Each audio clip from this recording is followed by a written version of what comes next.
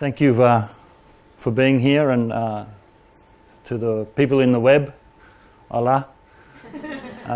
Especially to Vanessa, who hopefully is in the middle of the night, is watching from Bali in Indonesia. So, hola, Vanessa. I hope the web in Bali is working for you. So here is an approximate outline of what I hope to talk to. Just giving some of the background of my interest and my development of my thinking about small-scale fisheries, and then explaining some of the concepts that underlie our new approach, how the size structure of populations changes as the fishing pressure increases, and then this fisheries concept called spawning per recruit, or SPR. And so that is some of the theory. And then I want to just talk about how searching for the answers for small-scale fisheries. We have, with Adrian, we've developed a new technique for analysing size data, just size data, which we think can simplify assessing fish stocks. And then hopefully I'll get time to talk a little bit about the work we're doing in Palau to illustrate how artisanal fishermen are coming to accept and to use this technique. So for me, this journey, and some of you I know were here 6 or 7 years ago when I was talking, so I hope this will not be aburrido for you. So for me, for my doctoral thesis, I had this question. In Australia, the abalone fishery is very valuable, and we were aware in the whole world that the production of abalone was declining, and we were wanting to conserve our fisheries and understand why in Mexico and the US and in Japan the catches were declining all the time, and we were wondering why it was so difficult to sustain abalone. So I first went and began talking to the divers and learning the fisher knowledge. I was also going to the library and learning the science knowledge. And in the science knowledge was that the larvae of the abalone would move 90, 100 kilometres. And my job for this state of Tasmania was to make an assessment for the entire state, maybe 400, 500 kilometres of coastline. We were assuming was one stock. And the larva we thought was moving 100 kilometres. And we were expecting, we had one study of maturity and growth, and we were seeing this as a large, uniform fishery, just like the textbooks were telling us for many species. But when I talked to the fishermen, they talked about areas that kept producing and other areas that declined, and they could see these areas closely. Our statistics didn't show this because our statistics were from big areas. But the divers said, in this area, we no longer go there because there is nothing. We go here now. And they call recovery bottom and non-recovery bottom. Some areas produced, others didn't. And began asking my question, why? And so, this is complicated, but we can make it simple. So I set up an experiment where, in these central areas, I removed all of the adults. And in the other areas, the controls, we did nothing. They were controls. And we did it in these multiple places around the bottom of Tasmania. And these over here, this is all the different sites. But just focus, here is the summary on the right-hand side. So the first with the adults. Before we began, this was the average density of the adults. The two controls, and here the experimental area. So we removed the adults, we reduced the density of adults by this much. So this was the pattern in the next breeding season of adults. And when we came back, this is the pattern of, this was the pattern of the recruitment. So what we showed that on scale, not 90 kilometres, 100 kilometres, but on a scale of 60 metres, we could reduce the recruitment by the adults. And so what was important was the local amount of adults. It didn't matter that there were abalone meters, hundreds of metres or kilometres away.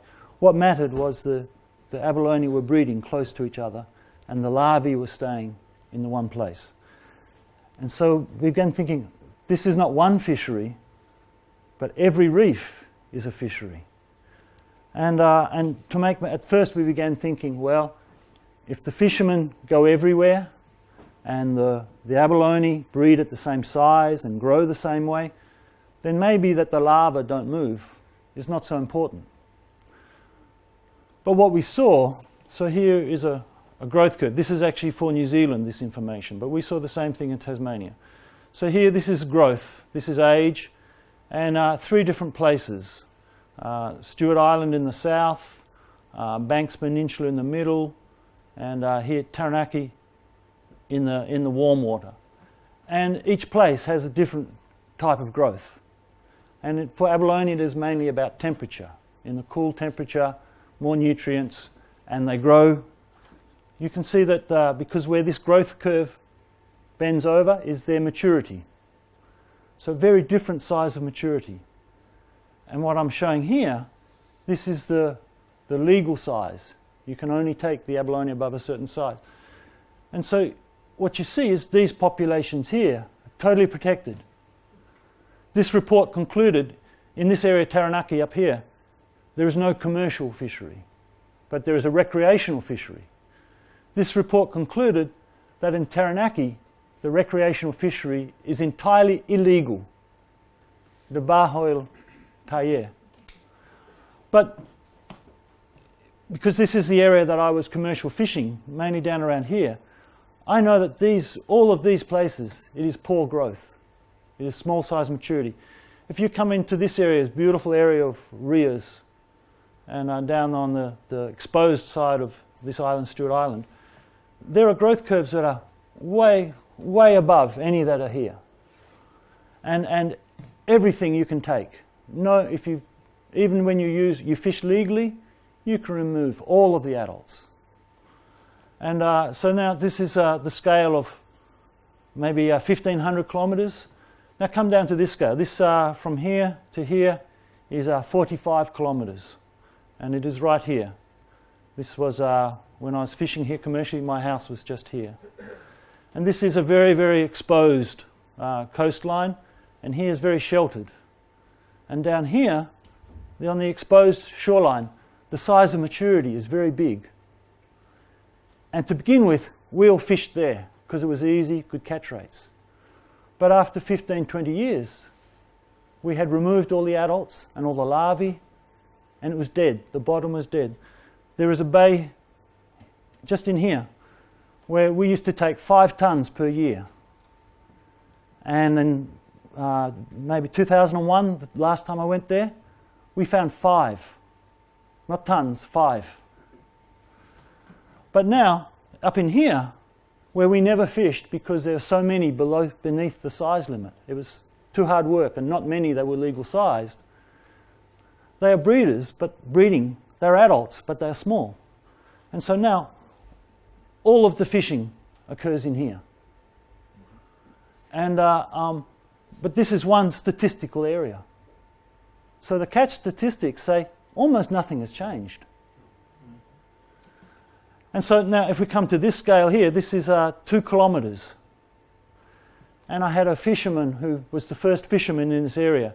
He mapped where the big size of maturity and the little size of maturity.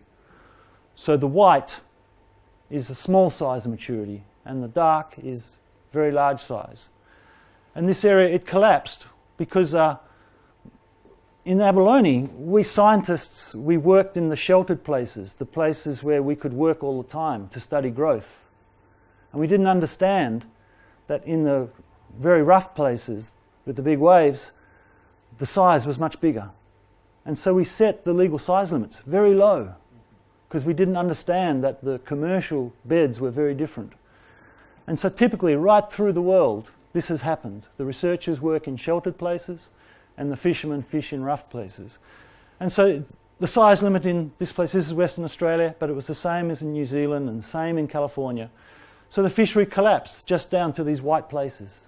The other places, they died.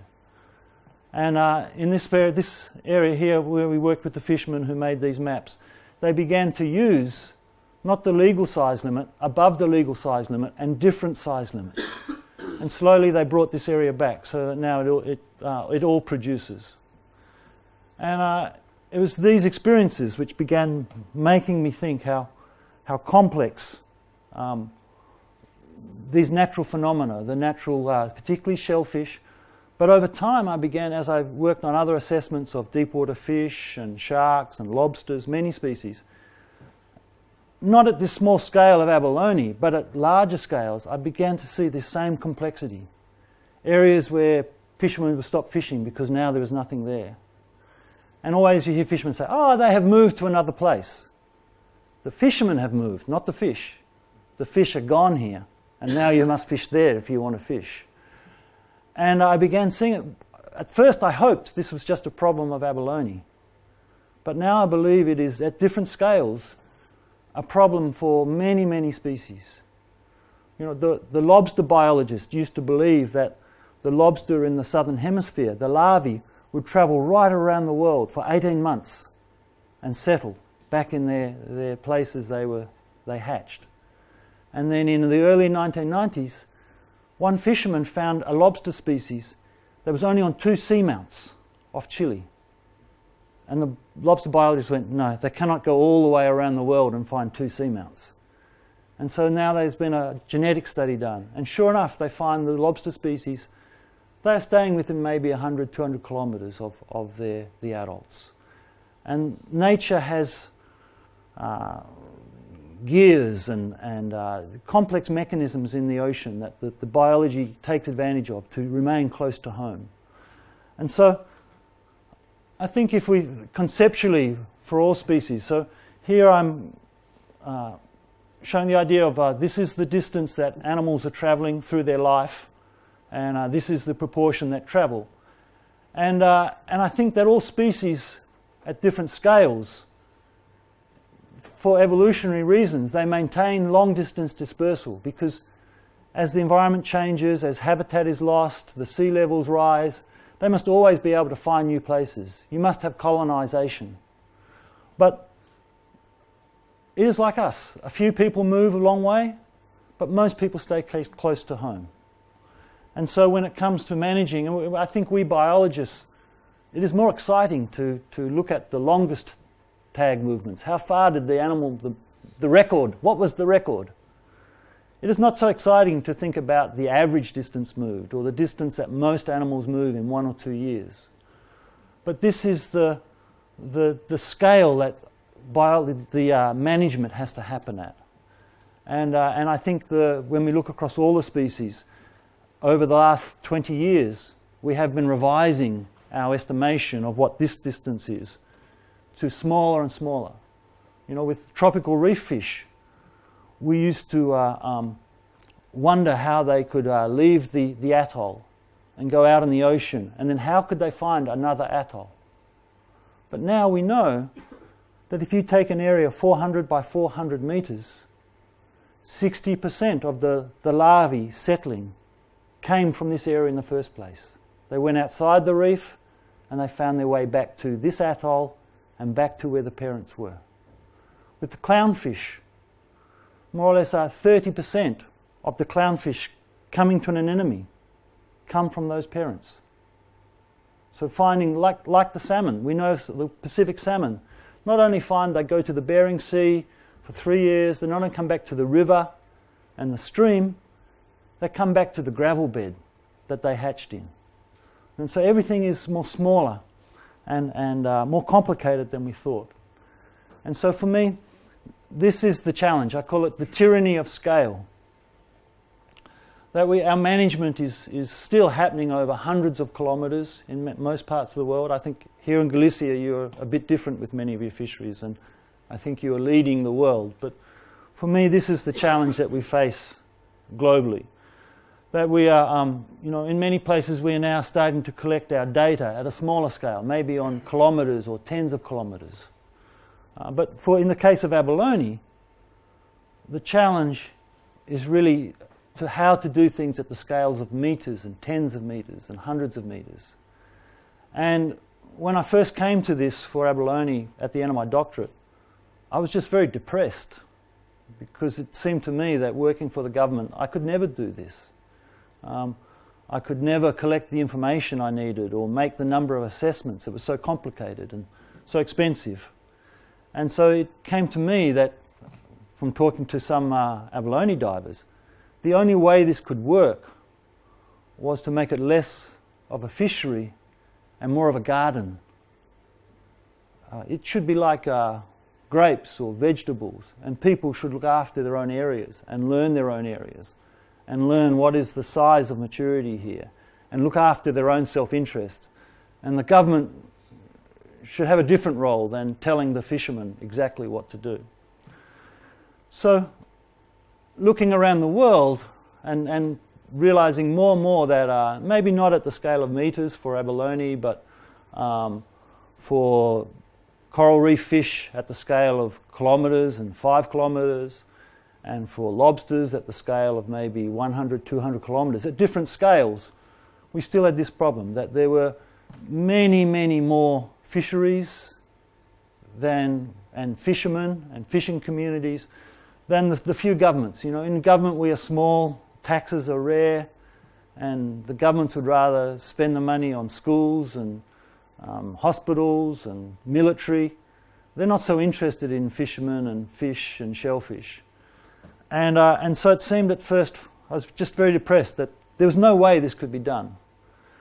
And then again, talking to fishermen and thinking about changing the way it was done, where fishermen would do this for themselves, I began thinking about it a different way.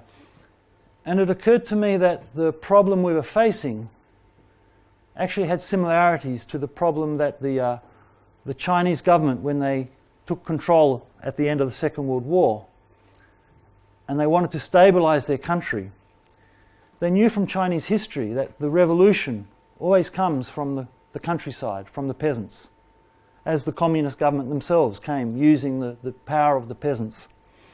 So they knew that if they were to lose power, it would come from the country, from dissatisfied poor people. And one of the big problems for the poor people was health and short lifespan. And so they made this a priority to improve the health of their country, and particularly in the countryside. And their strategy, I think, was very, very interesting and has great lessons for us. And it's what they called the Barefoot Doctor program. They didn't build more big universities and train more surgeons and put lots more money into to research. They actually took people from the villages and they gave them basic training. They understood that maybe 85% of health problems are simple health problems. It's sanitation, clean hands, it's healthy diet, it's from diarrhea and things like that. You need rehydration. It's simple, the things we all suffer from, the simple things. And they trained these barefoot doctors in these techniques, what to do with those things, and sent them back to the village to work with their communities. And so it seemed to me that what we needed, confronting the problem of the world fisheries, were barefoot ecologists. This isn't to say that there isn't need for researchers and government. The government is needed to set the standards and to audit, to see that things are happening, that the catches remain stable and high for a country. And the research is needed to train and to develop techniques and to understand the complexity of the environment. But for the everyday things, we need more technically trained people. And I think, you know, I love to read about and talk to you about what is going on in Galicia, because I think here in Galicia and Chile and Japan, there are places that actually are practicing this model. And so what we're talking about is really more generic expertise, general expertise, and facilitating communities to do the simple things, to monitor themselves, to collect data in the long term, and to change the way people work, and to treat the fishers, give them the status they deserve, which is they are the local experts. They understand their local conditions and what is happening. So this is really about motivating fishing communities and facilitating fishing communities. And for me, the context of this has to be that the individuals, the fishers, must have incentive. They must have a motivation to do this. and their self-interest must be aligned with the interest of the resource, what's good for the resource. And so for me, the context has to be that none of this toolbox, none of the Barefoot Ecologist, none of it will work if everyone is acting as pirates and raiding and going everywhere and stealing from each other. There must be a system in the law where people have ownership, they have their secure access rights. They know that not only for the rest of their generation, but for the next generation, their children and their grandchildren, if they want to be fishing people and in this fishing community, what they do now, the sacrifice they make now, will pay off for themselves later and for their children. So there must be security. And for this, many ways this can be. For the communities in Australia and some countries, we practice it more at an individual level with individual transferable quotas or a whole range of things. I don't think we make enough of territorial user rights fishery, which I know is the basis of a lot of what goes on here in Galicia. And Chile as well, and traditionally it's been the main basis in the Pacific as well. But the European colonisation has broken those systems down. And I think for many of our species, which are so local, really these territorial user rights is the way forward. And then within that framework, then I think the provision of technical services. So in my words, the Barefoot Ecologist. And here the emphasis, I think, is less about the biology and more about the working with human communities and human nature. So we're talking agents of change and building social capital, educating people, learning from the fishermen themselves and reflecting the information back. So this is un poco broma, the big words, ethno-socio-quantitative fishery. A generalist, someone who's not maybe will never publish a scientific paper, but understands the complexity and the breadth of fisheries, that it's biology with human nature, and the two must come together. So empowering fishing communities, and this is actually a slide I made up for talking in Japan, where Japan also has these regional, local community-based management, but they're so focused on aquaculture and putting more seed in the water and not enough with changing the behaviour of the fishermen. And so this is my technology of the mind rather than just more technology and hatcheries and that sort of thing. So obviously an essential ingredient for this is that there must be simple ways of doing assessments, rapid assessment, and this phrase that Bob Johannes coined for the Pacific, dataless management, which is really, I prefer this rule of thumb management. So these may not be precise assessments, but they are still scientifically based. They use general knowledge, they use the fisherman's knowledge. They must be based around things that fishermen can do. And in my experience of working many fisheries, I think once you come to know how the fishermen work and spend time on their boats, spend time diving with them, there are normally some way, some little thing that can be done every day to collect a little bit of data. And if you have many, many fishermen, maybe just measuring 2 or 3 fish a day. In one fishery we worked, a lobster fishery with traps. We put a marker on one pot, one trap, and the fishermen who participated, they undertook to measure the lobsters out of that one trap every day. Maybe just 1, maybe up to 5. But at the end of the year, we had 45,000 lobsters measured. A little. And then ways of assessing this information. And so really the rest of the talk, what I want to talk about is really this technical challenge. How we are, the tools, the simple tools, and I think we now have the answer of how we can make very simple assessments that are still very powerful and useful in the context of fishing communities.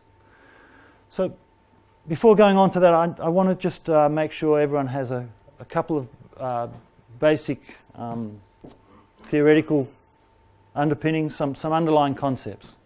So the first is the way that a size structure of a population changes when we fish. This is a very basic to fisheries assessment. It's used in assessment models. in current assessments, it's one form of information that tends to be analysed.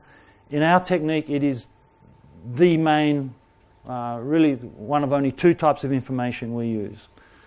So when a fishery begins, so here this is a conceptualisation of a size composition, length frequency, or doesn't matter, weight or length, more or less it's the same. And so here we have from small to big here, and here this is the frequency, the count. And generally if you go, when a fishery just begins or before it begins, if you go and measure the fish, you'll see that most of the fish are some sort of middle size. Not many fish are small. The small fish have to exist, obviously, to have this many big fish. But generally, most fishing techniques are selective to some extent. Either the mesh size lets little fish through, or the little fish live in a different place, or the fisherman it's not worth catching lots of little fish. So generally, if you look in the market or look in the catch, you'll see very few of the smallest fish. Most are middle size, and then there are a few very big fish. These are the old fish. And there are very few of them, even if you go and look on the reef or in the ocean. There are very few of them because very few fish get that big. The growth slows down, and natural mortality means they die off. So these fish are actually rare. And then when you begin fishing, what you see is a deformation of the size structure with the large fish. Less fish are getting to live that long and get that large. And so here I'm showing it with a number of boats. As the fishing develops, as the pressure develops, the deformation comes from the right-hand side. And so if you think of this as an average, the average is getting smaller. The average size is getting smaller. And if the fishery continues to develop, the process continues. For quite some time, this left-hand side will stay the same, because there are, as long as there are enough adults breeding to keep supplying, keep replacing themselves, you'll have this, this is what we call the selectivity curve. This selectivity curve will hold the size of the little fish steady, but there'll be less and less of the big fish, and the average size will get smaller. And that process continues as the fishery develops. Now at some point, if the fishing gets too heavy, you'll see this happen, that suddenly the left-hand side will start deforming as well. And that is the sign that your supply of little fish is now declining. This is what we call recruitment collapse. And if you don't start managing, that process will continue. And when this process begins, then the absolute amount of fish starts declining. The catch rates go down, the total catches decline. And if you don't stop this process, you are on the path to local extinction.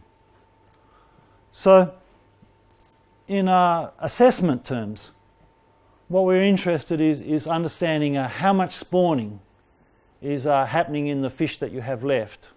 You know, in a size sense and in a proportion of spawning that an average fish is doing, that when the size structure looked like this, they were getting 100% of their natural spawning. And so the question for assessment is how much is this in here? How much spawning is happening in here? And is it enough? And so that is this idea, the way sizes change. That's the first concept I want to think about. And we'll come back to this, how we work out whether it is enough. And but the second concept is this spawning per recruit. Let me go back here. So we could think about when the size structures look this. So here I'm not talking so much about the amount of tons, but just the size structure you would see by going and measuring a catch and looking at the proportions. And so you could think of when the size was like this, on average, each fish was getting to do 100% of natural spawning. So we call that 100% of spawning per recruit, 100% SPR. And the question is how much of on average, is each fish getting to do with fishing? So let's just talk about spawning per recruit, SPR, a little bit more, because this is the basis. This is what we can now assess just from size data, and which hasn't been possible. Previously, you've needed size data and age data and growth data and a model to work this out, but now we can do it direct from size data.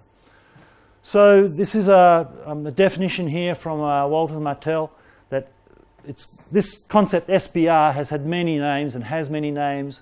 Spawning potential ratio, spawning per recruit, or eggs per recruit, or proportion of lifetime egg per, all the same. Let's just think about it, SPR. And so the definition is SPR is compared to no fishing, how much spawning on average is each individual getting? The average individual, under fishing, how much is it getting compared to the unfished? Unfished is 100%. And it is a relatively old concept in fisheries science. I would argue a very good concept, but as we've got more power in models and more technical, we've tended to model the population in numbers or tons as an age-based model, and we've got more complicated. So now most of the assessments are focused on trying to estimate the amount of biomass, whereas this is it's a more rate proportion thing. It's not directly, it's linked, but it's not directly related to the absolute amount, the biomass. It is a concept that it's based around the, where am I? It's what we would call F. It's a concept based around fishing intensity rather than biomass. And the beauty of it is that it's been studied by meta-analysis. Studies have been made of the very data-rich assessments, and we have benchmarks or reference points we know that a certain level, we can tell from the science that a certain level of spawning, average spawning per recruit, is likely to be sustainable. And within fisheries law around the world, we have these reference points already in place.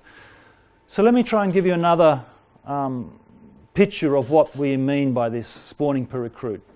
And let me use the example of human populations and predicting what will happen with a human population.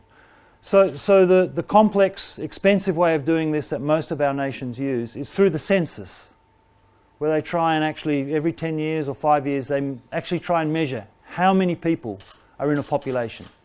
And this is rather like the current stock assessment, is trying to model with age-based models the absolute tons or number of individuals in a population. And it is, in a census sense, it is very accurate, very expensive, a very good way of proceeding.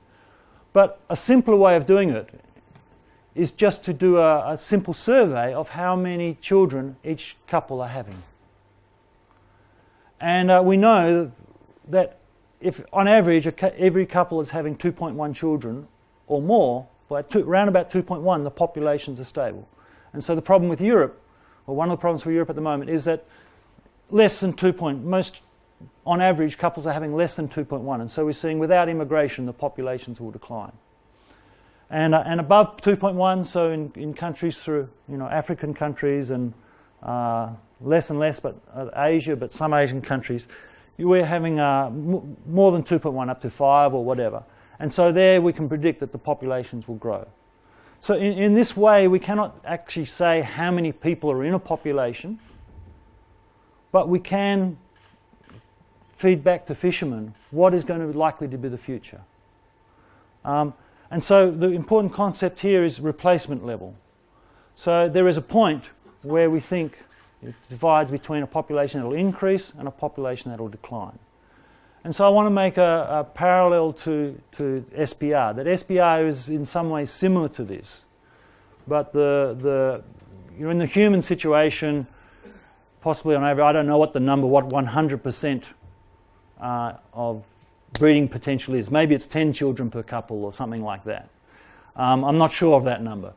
But here the benchmark for biological populations is without fishing 100%.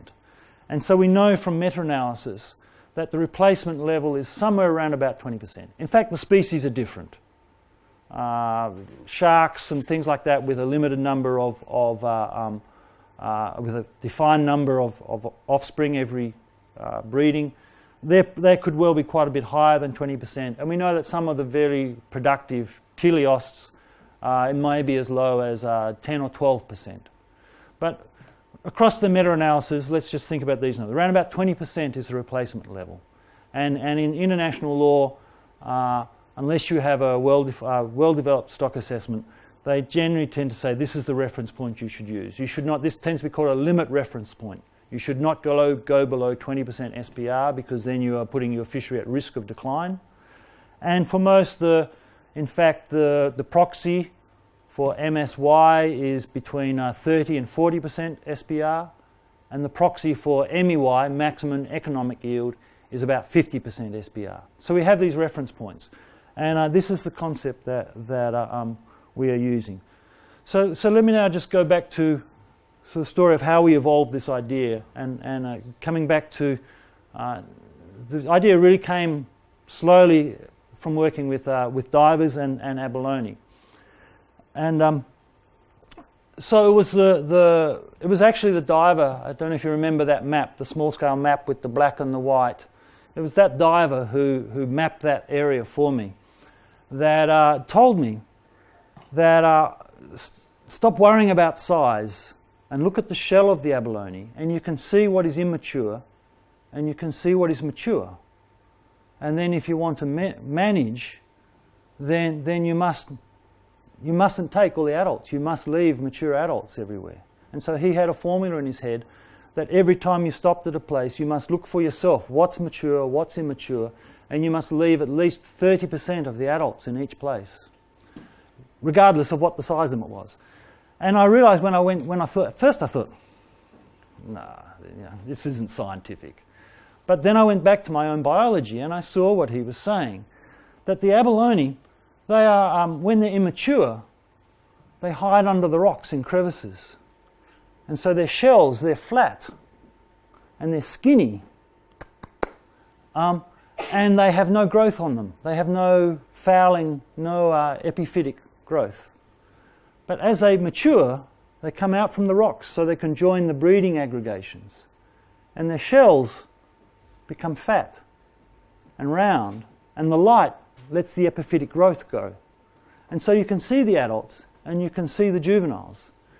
And you can learn, in a place with big juveniles, the adults will be even bigger.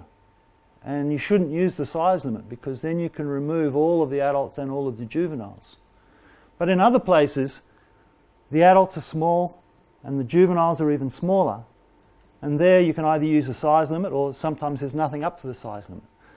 And so from my own commercial diving, I began testing this. At the end of a day, I was swimming places I didn't know, and I'd look at the abalone I was collecting, and then I'd get aboard the boat, and in the evening I'd talk to the divers, and I'd say, what is happening here? What have you seen in 20 years? And I could predict. I could get on the boat and saying, this area is bad, it's going down. And they say, yes, every year we come back, we have to move the boat more often to make our catches. Other areas they'd say, oh no, I'd get and say, I'm leaving. The size limit here makes me leave a lot of the adults. So this area must be stable. And they say, yeah, we do the same thing now that we did 25 years ago here. And so I could see that this was correct, that there was this change in the shell, and that from this long, skinny, and this isn't so different to humans. Think about the young teenager who goes tall and skinny. He's 13, 14, 15.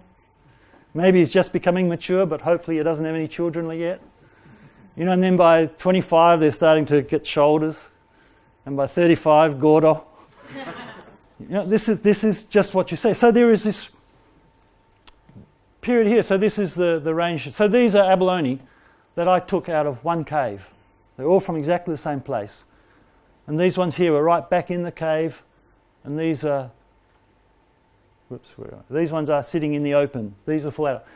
And so this is roughly the age and length. So this is length versus age. Here is the weight versus age. And here is this spawning per recruit versus age.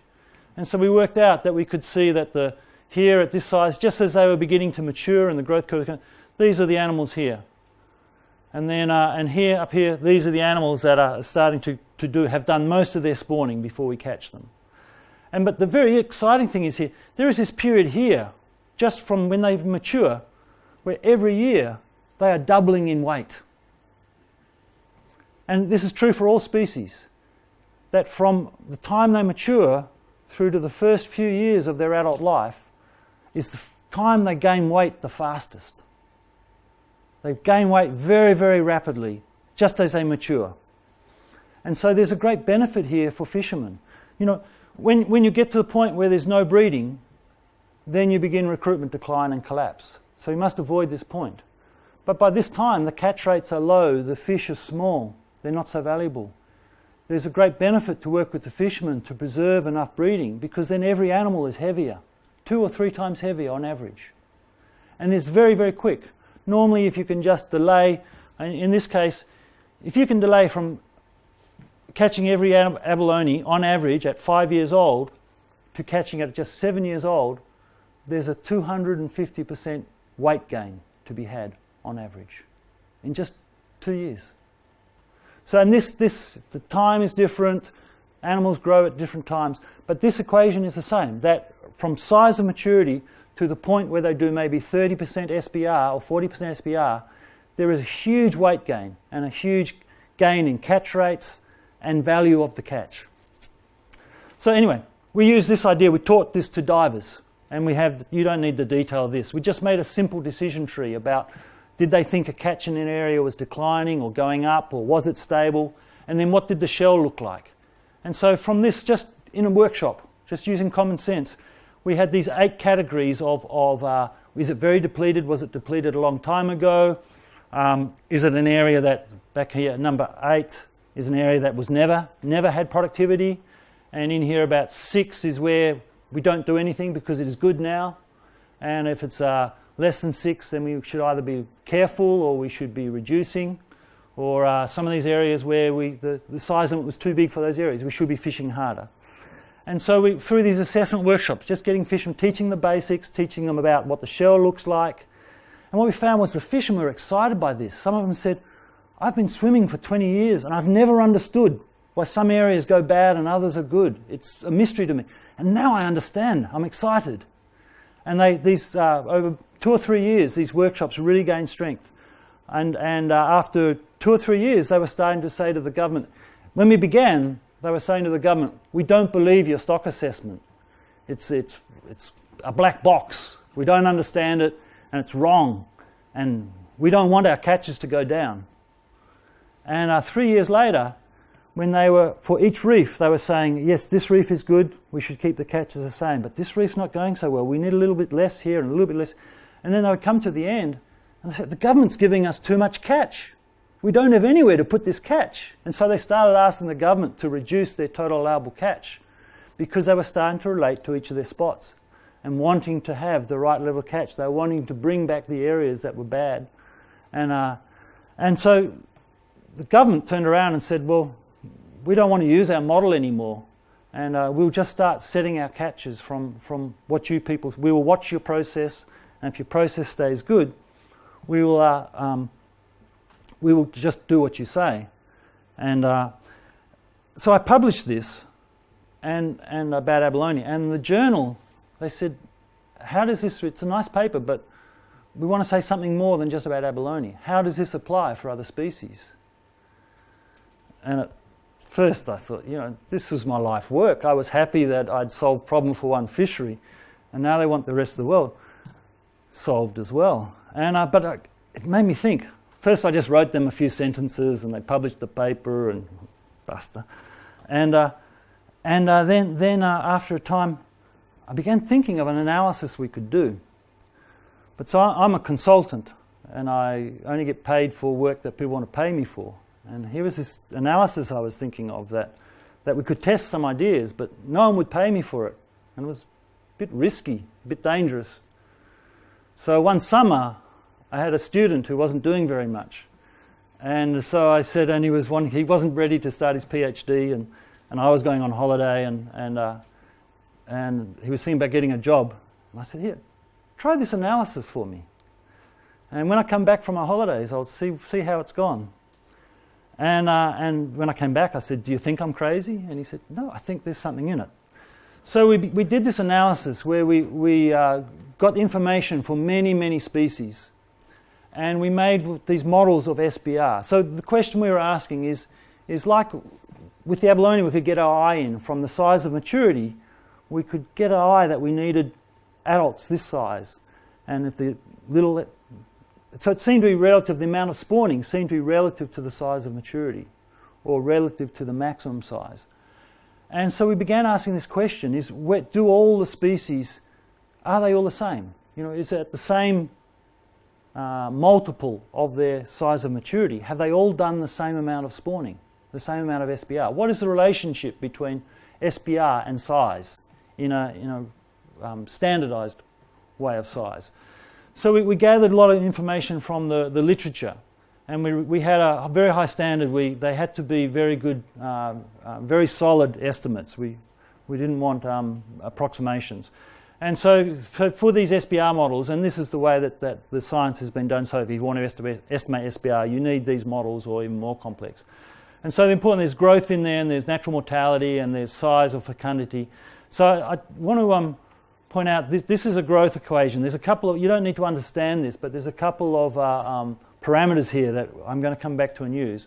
So first of all, growth is described in terms of, this is L infinity, this is the average maximum size that an animal will get to. And then there's this K here. This is the steepness of the growth. So the juvenile growth, how steep is that juvenile growth? And then the L infinity is where the growth slows down in the adult size. And then the other value, natural mortality, we call M. So that's really the rate at which the animals die off. And then LM is the size of maturity, the length of maturity. And those are 4 parameters. You'll see why. I just want you to see where they are in those equations. You don't need the equations. So we gathered together. In the end, we had, in the paper we've just published in ICES, it's on the web at the moment, but not in the paper yet, we had 123 species.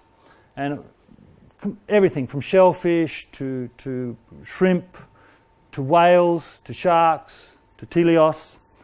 And we were thinking that there was just one relationship between size and SPR. And so when we saw this was our result. So every one of these lines is one of our species. And here in this one we are, so the standardized weight, but this is the maximum weight is 1. And this is SBR here. And we were thinking that maybe it would say, and at first we seemed to see a lot were in the same area, and we were hopeful we were right, that there was one relationship. And we kept saying, oh no, these ones that aren't on that line, they're wrong somehow, they're wrong. And then eventually we were forced to accept that this is the natural variation. And for a while we thought, oh, well that didn't work, did it? But then we started looking at why is there this variation? And we started seeing that there were different types of species in here. And so this is one we started just calling type 1. And so look at, this is the ratio that M over K, mortality divided by the steepness of growth. And we realized that all the animals that had a M over K ratio above 1, they are what we call more opportunist type species. So do you know the concept of, ecological concept of R and K strategist? So the R strategists are the population can grow very fast, but they crash. They're very unstable populations. These are, in plant world, these are species when you clear some earth, all the R strategists grow away. They're the weeds. And the K strategists, they are more, we think of them as long-lived. Really we're defining these concepts differently, not so much in size and time. So the K strategists are actually the ones that grow rapidly to their maximum size, but then they breed many, many times around their maximum size. These R strategists, they start breeding at a small size and they never really slow down very much in their growth. And almost none of them get to be their average maximum size. That's a theoretical conception. So we began seeing that these were first the type 1, the R strategists, and then the K strategists. And the first group of K strategists, indeterminate growth is where growth never stops, but it becomes slower. As you put more energy into breeding, you grow more slowly. And so, you'd never stop growing. And so these are K strategists, the blue is K strategists with indeterminate growth. And then we have what we call the type 3, these are K strategists as well, but these animals grow rapidly to their maximum size and then they never grow once they start breeding. So these are more like the mammals. But we're realizing we see some shellfish and some fish that do this as well. And so we realised there was actually some pattern in here. It wasn't just a mess. There was some predictability that you could start, if you knew something generally about a species, you could start seeing what the relationship was between how much spawning they'd done and how big they were. And more than that, we realised that we were actually following on this idea. I don't know whether you know this concept of Beverton Holt life history invariance. So there is if you don't know much about a species in the literature, one of the ways, so say you want to model a population, but no one has ever measured mortality. Well, it's been worked out, and the theory is that because evolutionary puts constraints on, obviously you cannot begin breeding before you grow. You know, you have to grow first and then breed. There are some evolutionary constraints on how you do your life cycle. You can't breed first and grow later. And so breeding is really a process of growing to advantageous size and then starting to put your energy into breeding. And so it's been argued that there is one formula that works.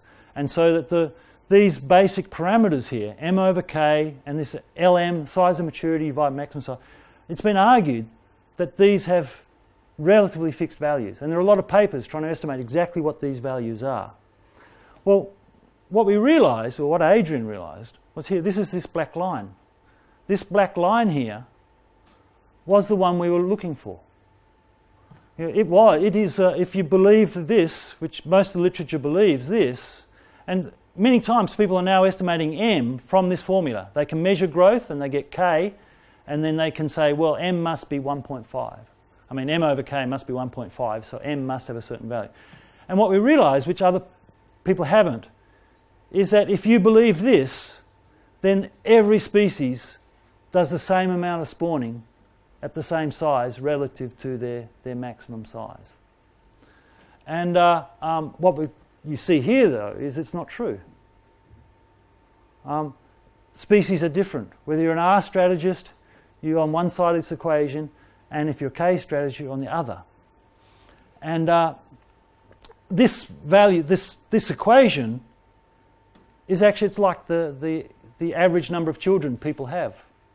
No one has 2.1 children. You know, people have 1 children or 2 children or 4 children. And so this is just some average that you get by not understanding this complexity. And so here we have, what I'm showing here is very quickly is this is, if you look at weight, standardized length. And so these equations and these values you get from being related to R or K strategist define these curves in weight and length and even in age. And here, look at this one where, you know, these ones, the lines cross each other. So here, what we've done here, 0 here is the size of maturity, and 1 is the maximum size. And these are smooth. This is a family of curves, and all this is just from this ratio M over K, high M over K of about 4 down to a low M over K of 0.1. And you're probably wondering, why am we talking about this? Well, the point is that the size composition of your population without fishing, and even with fishing, is determined by which one of these lines. So this is M over K4, and this is M over K 0.1, and then here, this is modelled size structure. Here, this is M over K4, this is M over K 0.1. This is size structure without fishing. And so what you see is the R strategists, they have populations that are dominated by juveniles, and they do not form an adult mode. But a K strategist, they have populations where juveniles are actually quite rare. And when it's unfished, there's a very prominent adult mode.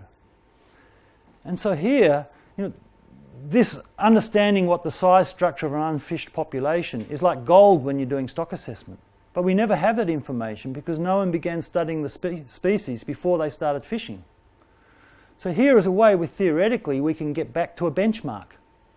You know, this gives us some way of comparing the modern fished size structure to what it should have been. So we realised when we got to this point that we had started having a way that we could actually make assessments just with size data without having a time series going right back to the beginning of the fishery. We could predict, and here's a way that you can say, well, we know this is an R species, this is a herring or an anchovy or a tuna. So we know it must have originally had a population looking like this. You know, this is a groper And so we know it's got a population that would have looked like this before we began fishing. And so this starts giving us a way into making assessments. And more than that, we've discovered that it's very well established in the field, in the science from Beverton and Holt, that here these two ratios, Lm over L infinity and M over K, they're actually related to each other. So that means that without, you come to a population now where it's been fished for a long time, you cannot see what the average maximum size is. No, sorry, the other way around. We cannot get the M value. But if we can actually see the ratio between the size of maturity, which we can measure now, and we can look for the biggest fish that's ever caught, you can start getting estimates of this L infinity. And so you can start from one can inform the other. And these are a way of starting to do data poor assessment. So let me show you here. These are species from our assessment, but let me show you these. So these are the curves of the species in that last slide. And what you see is these groups, they start coming into bands. And that's what we're seeing. The family groups tend to share a similar relationship. And they would have had similar unfished size structures. And so this is a way we can start actually, without having studied a species or a population, you can use something that's known about that family or that species somewhere else and borrow that information and bring it into your Confradia or whatever where you haven't done the work. And compare, this is the dotted line is the Bevan and Holt. So this is actually a line that's being used. Currently, if you do data poor assessment, you will actually assume all the species follow this one line. And if you're doing that, you're assuming a certain thing about the productivity of that species, how much spawning they've done in a certain size. And you can see all these species down here, they do a lot less spawning at any size than would be assumed by Bevan and Holt. And so just by mapping out from the literature, meta-analysis, where each of the family groups lie, we can start making better predictions about their size and their productivity. I was going to make another point there, but I've forgotten what it was. So, so here is a way we can start making our assessments. I'm starting to run out of time. Let me just illustrate carefully how we try and give you a mental illustration of how we can use this. So this is a band, call this Lithrinids, tropical emperors. This is their generalized curve. This is like an average curve for an emperor. And but at the moment, this has no scale. This is just relative to maximum size. And here, this is the percent of spawning SBR. So this is the size of maturity. And so from this relationship, bringing this to a species that we haven't studied before, we can say, okay, well, in the local situation, we know that they will have this generalized curve. And in the local situation, we can actually do a size of maturity study. That's pretty easy to do. And so that will give us a point that we can fix this curve. This can then become an absolute curve. Size of maturity can be 40 centimetres or millimetres, whatever. And from that, we can have, remember behind each of these curves, there's actually a size structure that's predictable. This curve implies a certain size structure. So let me just show you in a theoretical sense how we can use this information. So we start off in a situation where we know we have a certain species. We haven't studied it in this situation, but we know it has a certain form. And so that's our one assumption we begin our assessment with. And then we get the size of maturity, and we say, okay, this generalized form this becomes an absolute curve by fixing the size of maturity. And then we go and collect size data from the fishery. In this case, we're talking weight, but it can be length as well. So then this is our two pieces of data we're collecting. We go and collect to start off with size of maturity. That lets us set where the curve is in absolute size.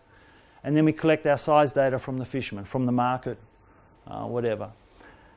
And then in schematic of how this assessment works, from this curve here, this implies a size structure. So what if you think about what is the step, what is the increments up this curve according to size class, and plot this. So this is now weight class, and this is now the amount of SBR per weight class. So this is implicit in this curve.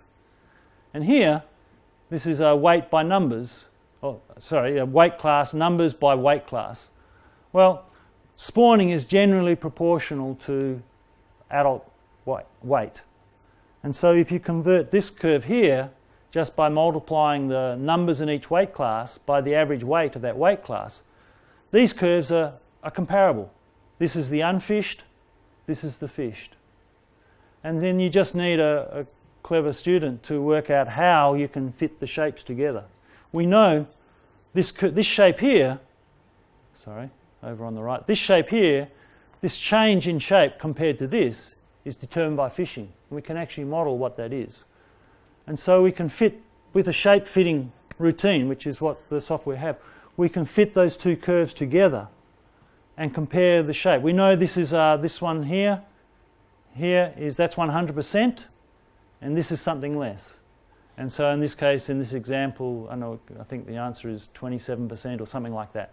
So this is where we have software now which can do this, and this is what we'll do in the workshop tomorrow. We'll use some of the local data, and we'll use this software, and we'll start producing estimates of SPR. And so from this, you said approximate 5-10 minutes more, is that all right? So I'm going to get very soon on to just how we've used this in Palau. So just to recap this technique and what we can get. So we have from the literature, we can understand the different types of species and what their characteristic relationships between SPR and size are. And we can, for any more or less any species, we think from its family affiliation. I remember what I was going to say before. Not only are we seeing families have characteristic bands up here, but we haven't got enough to publish this yet, but we seem to be able, within a family grouping, we've seen from morphology, we seem to be able to pick whether within a family an animal will have a high M over K or a low M over K. So if you have a small body size in a family, you'll have a high M over K for that family and a certain size of size structure. If you have a big body size, you're low M over K. If you are tall in your body shape compared to a cylinder, cylinders have high M over K, and tall body size has low M over K. So we think that by building up our meta-analysis, we can start being very, very predictive about species that we know very little about, just by knowing taxonomic linkages and where it sits in the spectrum of body size and body shape. So we think we can start really borrowing a lot of information from well-studied species and start applying it to populations and species that are not well-studied. So anyway, so assuming that you can determine which curve is characteristic of your animal, this is the abalone curve. Then from that you can pick your unfished population, and from that you can make assessments of one, what the level of SPR is, or you can set up a target for fishermen, that the size structure should look like this. And then the fishermen themselves can start seeing the average size is getting small, we need to pull back. Or the average size is getting bigger than the target, so we can take more. And we can also use this to set up size limits as well. So in this case, the fishermen in the Western Zone of Victoria, they want to maintain a population with 50% spawning. But if you just let them achieve that goal with how hard they fish and no size limit, we find that they'll get a 20% less yield than if you give them a size target, size limit that protects 30%. So we set the size limit at 30%, and then above that size limit, so they have reasonable catch rates, they have another 20% SPR. So we can start doing all of this sort of thing, set up assessments, set up harvest control rules, and start having simple control rules and simple management decisions made by fishing communities, just looking and watching their own size structure. So just to finish, I want to give you a little example of in the real world how we're using this. I can't tell you yet that the fishery has recovered because it's still early, but just I think what's important here is how the people themselves are taking to these techniques and how we're being able to apply it. So it's a tiny little island here called Palau. This is the Philippines here. Tokyo is about here. It's a little, only about 50, 60 kilometres long. It's the top of a mountain, seamount, about 30,000 people. And the Nature Conservancy asked me to go there, I think in 2011, and see whether we thought this would work. So this is an area that's actually had, for over 20 years, it's had 40% inside marine protected areas. But the benchmarking studies and the fishermen are saying that the protected areas, they look good, but the areas outside look terrible. and things are getting worse. And so in November 2011, I went there just for a scoping trip. I thought it was for me to see whether it was a good area to work.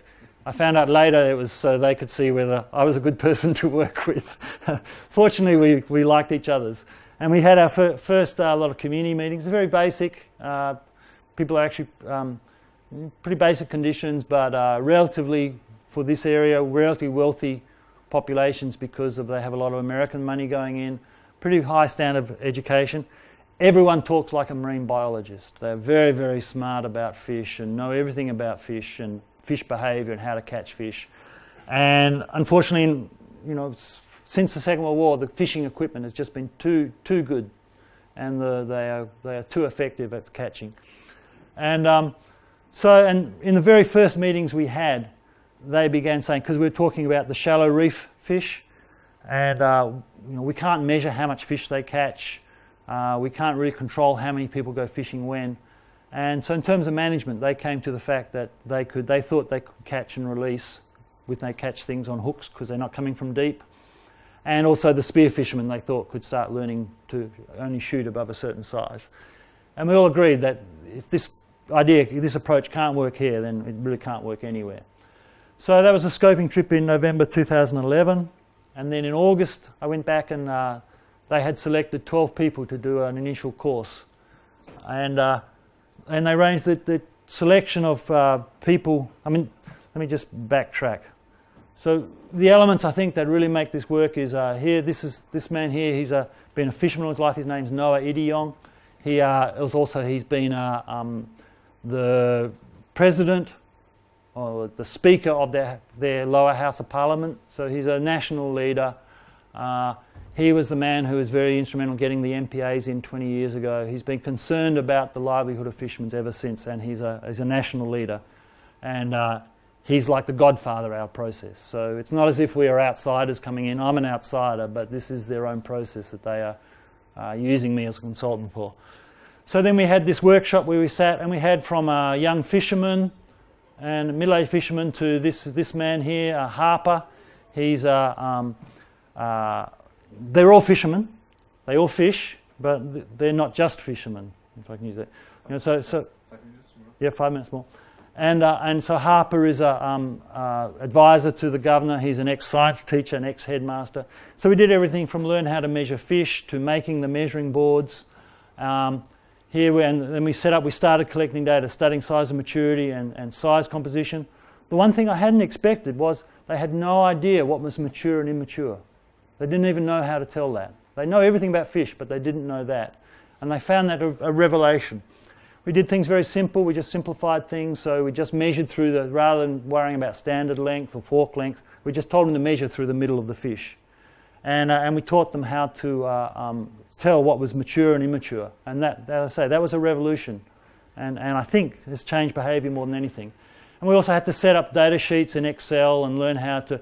And the tropical reef fish, the taxonomy is a nightmare.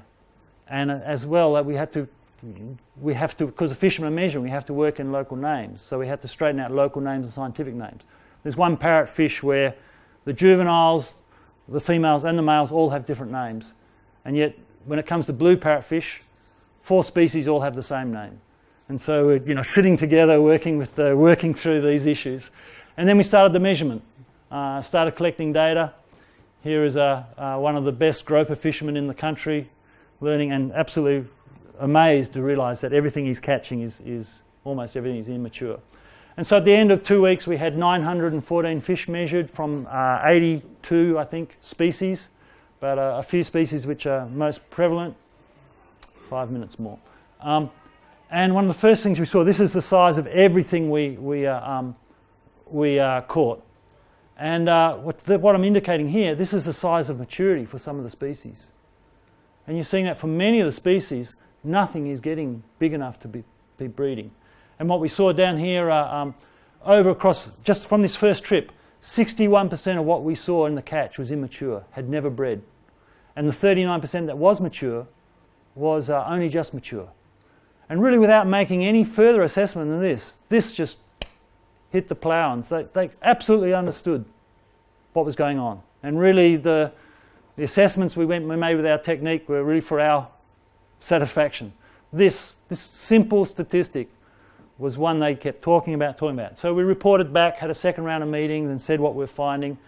And then I went away and left them measuring fish. I was able to make 6 initial assessments by March when I came back. By then they'd measured almost 2,400 fish, and I could make 6 first assessments. And so the assessment consists of, here's a pretty ugly looking size of maturity ogive, but still enough to start letting us fix the size of maturity for this species in here. And interesting, across the board, most of the work on these tropical species has been done in Australia on the Great Barrier Reef. Almost no research in Palau. But across the board, what we're seeing is in Palau, the size of maturity is 20% bigger for almost all species that I've looked at than Australia, which I think is how close they are to the nutrient-rich deep water. And now I'm working in Solomon Islands as well, and I'm seeing again that across the board, the size of maturity across the species has the same relative position. So there, in Solomon Islands, it's closer to Great Barrier Reef. And so we're seeing these broad patterns in something like size and maturity. So here's for this one of the most important species. Here's the lengths we measured for reference sake. This is where we think the average maximum size would be. Here, if they were getting on average 10% spawning done, would be here. And this is our simple form of assessment here. So we come out with an SBR. This is Adrian's software. This is the software we'll be working with in the next few days. SBR of only 2.1%. And F over M of 7. So F over M, fishing mortality divided by natural mortality. Generally, MSY proxy we think is about 1.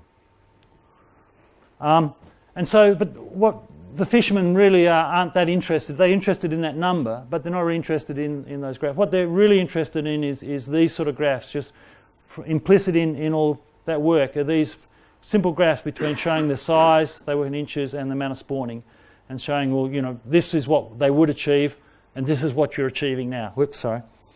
At the same time, I was then able to start using enough of the synthesized biology to start informing them about what I think the size of maturity would be. And also potentially there we're talking about a size limit of about 20% SBR. So start informing them about what the size limits possibly can be. So we took that back into a third round of meetings.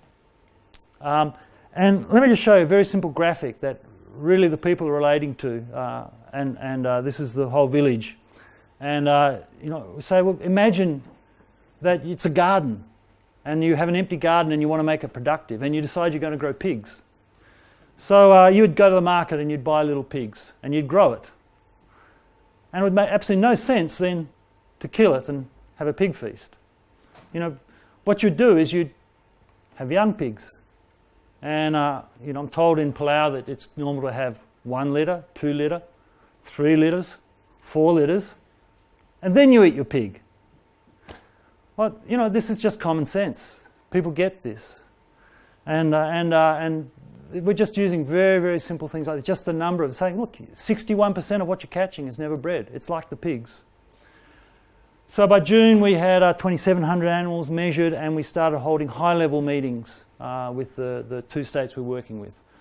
So there were 2 states that were arguing about an area in dispute, and first of all we'd been holding the meetings in both places and getting their suggestions of what we should do. And you know, their suggestions, their options of how to manage things were all very consistent and very reasonable. Some of them are easier to do than others. They can't measure the catch, so I don't know how they can manage a quota. But coming back to establishing size limits and seasonal closures, a whole range of things, managing the gear. And then we brought the 2 states together with all the high-level leadership, state governors and speakers. Very, very interesting. They have traditional leadership and democratic leadership. And interesting, the traditional leaders, it's the male chiefs who make all the decisions and generally do the talking. But there's also women chief, and the women chief are hereditary, and they appoint the male chief.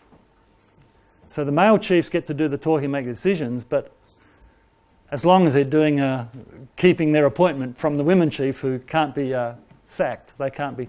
So the women generally don't say very much. It gets said at home. And it was noted that in our meetings, the women, the high-ranking women, were particularly outspoken. And the reason they gave for this is that normally fishing is a men's business and we let the men make the decision. But this isn't about fishing. This is about our future and the future of our children and so we should be saying things. And so one of them said, you men should come and work in the gardens for a year and give the reef a rest. And anyway, so they agreed that they wanted to start introducing size limits, and so they're going to have closures for 5 or 6 species at a time, let the fish recover, and then open for those species with a size limit, and then move on to species. So now we have about 13 species assessed. We have 3,700 fishermen, and so these are just the last couple of slides, just giving some comments from some of the Palauans. So Stephen Victor, who's the director of Palau, writing to his international director of marine resources, these are his comments. The method was well received in Palau, and we've been able to collect enough data for some species that we can begin to discuss management options. The technique is very simple, so that every fisherman who has been handling fish can implement. The data analysis seems very straightforward. The results just reinforce what the fishermen knew about the fish decline.